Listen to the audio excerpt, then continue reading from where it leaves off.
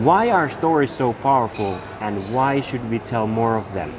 To find out, stay tuned.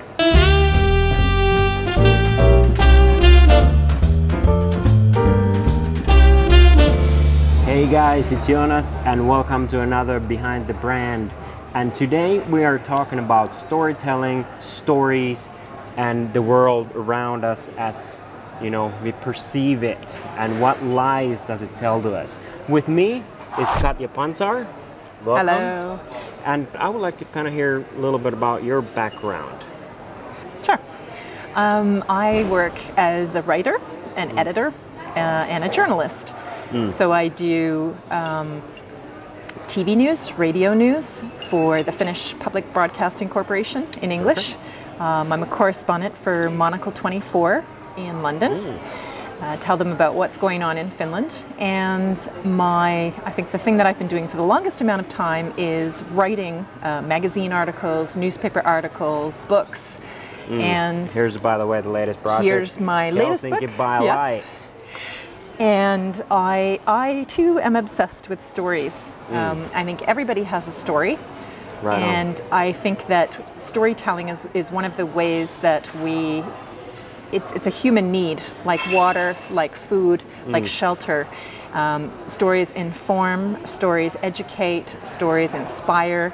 I think stories also are the way that we connect with other people. We find other people who are going through the same thing we are, or who can help us because we have a problem we need to solve, or we want to figure out how to do something. And stories are key in that. Yeah, there's an interesting point of view. I wrote one blog about storytelling, and I came across this idea that it's a kind of physiological need for us to tell stories. And the reason is because we humans cannot cope with randomness.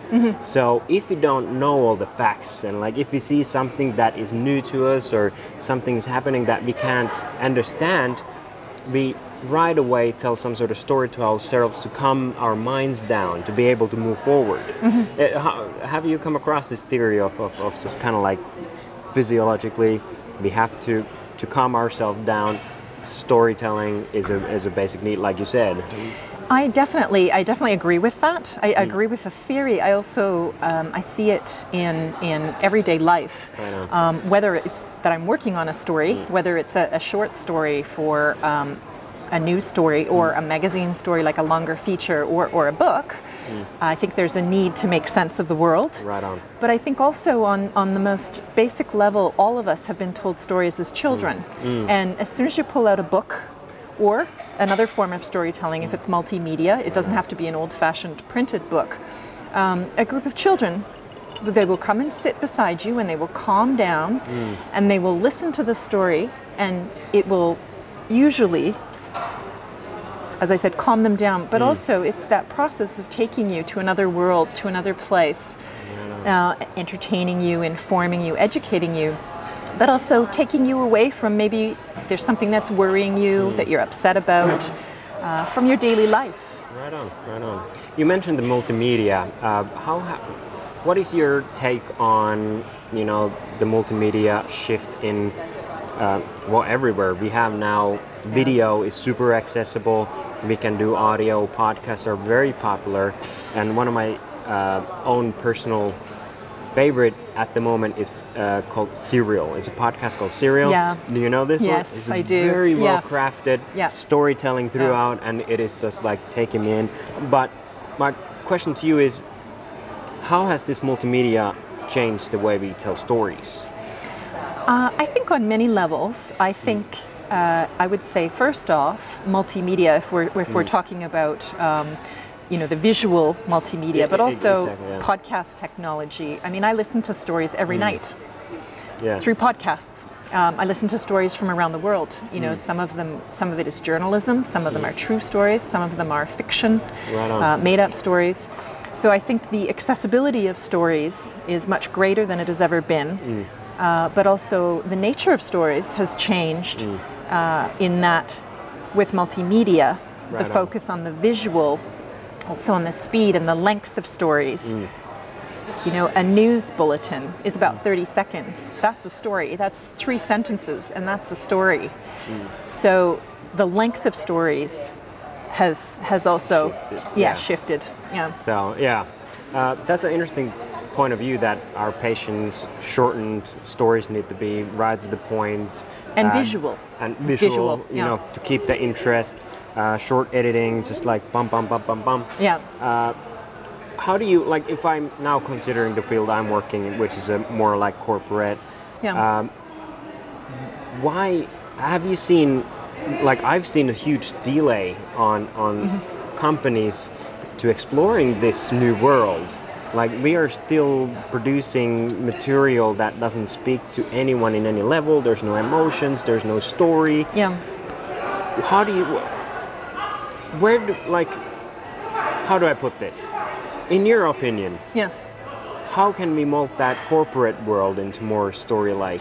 Like, what is it in companies, the decision maker, that are holding them back? I think, and I can only speak for, I would say in the last couple of years, I've done some writing for corporate communications, but largely for Finnish companies. Yeah. So I can't claim to speak for the whole world, but I will say what I've noticed with Finnish companies is, I think, fear that if they don't control every single word, and, you know, our product is great, if those words are not repeated over and over again, there's a fear of losing control. You know, they've carefully crafted a brand and they have certain brand values, and they want to stick to that. And I think the problem is that it makes for very stale storytelling. It's not really storytelling, it's just saying, you know, we have a great product, buy it. That's more traditional advertising. Exactly. Like, we have certain things that we repeat and we say in hopes that it will stick. Exactly. And it's kind of funny that, you know, by understanding, for example, social media, you can be in control. It's kind of like you are not in control in any level. No, it's the customers nowadays that are holding every card in the hand. They're in full control. And by strategy, you can have certain steps to ensure that, you know, if something would happen, you can, you know, minimize the kind of negative feedback that we would get. But ultimately, by having those customers come to you and be open and kind of like open up the playing field for storytelling and kind of let them be the creators, you can amount to so much more than by having like, we're great. Yeah. So what would you say, like, if you would have to say or give a couple of advice, what would that advice be for corporate? I would say the trends that I have noticed in corporate comms, and these are really big companies. I'm talking about international companies. Right on. And Finnish companies. Let's say Finland-based international companies is that there seems to be a desire to please everyone, and I think you can never do that. You know, it's like that old saying, you know, be yourself, everyone else is taken. And it's the same idea. Same idea is, you know, you simply can't please everyone. So why not start with addressing your audience and also the market, the people who you want to please or approach. I think that's really, really key. And then you can be a bit bolder because you're not trying to please everyone, and you can determine what your voice is, what your point of view is, and look for a unique angle, because that's the other thing that you want to do in a global world. There are probably a lot of people who do what you do, but they're not you. And so kind of segment and differentiate. Segment and differentiate, but also don't be scared to highlight what you have that is slightly different, even though you do something that is similar to what others do. Okay, so I didn't mention at the beginning, but I promised to give something concrete away. And I think we can jump into a concrete tool. That you use a certain tool. You want to tell us a little bit about that? Well, I often get asked, I mean, I do some editing, I do a lot of different things, and I often get asked for help with storytelling, whether it's, you know, a short piece, a long piece, whether it's a script for a voiceover, whether it's a magazine article, a book. that kind of thing. And I often find that when you start breaking apart the elements of story like plot and setting and all of that, that sometimes becomes too complicated and too abstract for people. And I think that one of the tools that I find really effective is what we use in journalism. It's called the 5 W's and the H. So what, where, when, why, and how, and who. Nearly forgot that one. And why that is so effective, it works on 2 levels. If you're having a hard time finding your story, you can start by answering those questions, and that will help you. So if you, let's say, this cafe was trying to market itself, and the cafe that we're sitting in, incidentally, is in a building that was designed by Alvar Aalto, who is possibly Finland's best-known architect and designer. So you can just start with those 5 W's and the how, and you can start building. You know, what is the building? Where is it? Why? Why has it been preserved so many years after it was built? What makes it different than other buildings? And so you can use those tools to build your story, but you can also use those tools to help you find your story, differentiate it, but find it, and make sure that you have addressed all of those. And it may be that when you have your story, you take some of the elements away, but often I find that there will be, you know, a very nice piece of writing, but things like setting are not, are not clear. And I think that's, you know, it's like every story that you read, the setting is so key. Like, where is this happening? Because we live in a global world, and my first question is, it's like the question most asked on mobile phones: where are you? You know, exactly. It's the same thing. It's like, well, where? Because where is different if it's Hong Kong or Helsinki or Vancouver. Exactly. Yeah. That's interesting, kind of like that you would mention the 5 W's and H, and by saying that sometimes we cut some of those letters out and we just leave. I don't know if you know Simon Sinek or Sinek, the leadership guru that basically was made famous by 3 questions: why, how, what. Yeah. And he kind of like brought it up into the bigger audiences. And it's kind of interesting take that it kind of overlaps with definitely. But he talks about storytelling, so definitely. I'm sure that the tools are there. I think we could end up by kind of you telling us what is your favorite story. My favorite story, okay, that is a really good question.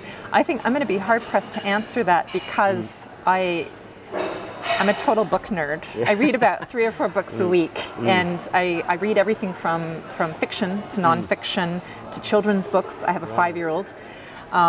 So my favorite story, actually I know, I do have an answer for you, and it relates to a project that I'm working on. At this moment, there is a book that was initially intended as a children's book, and it's called Ish. But it ended up having appeal among adults too, because it's about a little boy who draws, and he gets frustrated because when he draws, for example, the vase looks vase-ish, but it doesn't look like a vase. The flowers look, you know, not quite like flowers. And his sister points out to him, you know, that ish is good enough. And he comes to realize that ish is his way, and that it's actually a good way. And I like the story because I think for everybody, no matter what you do, you sometimes feel a bit left out, or you feel that maybe you're not as good as someone else or doing the right thing. And it's a very nice, simple message about living ishly ever after. I love that story. I love that story. There's a very good ending point for this great interview. Be yourself. Be encouraged to be yourself and do things your way, because your way is the best way. Until the next time, guys. See you. Bye-bye.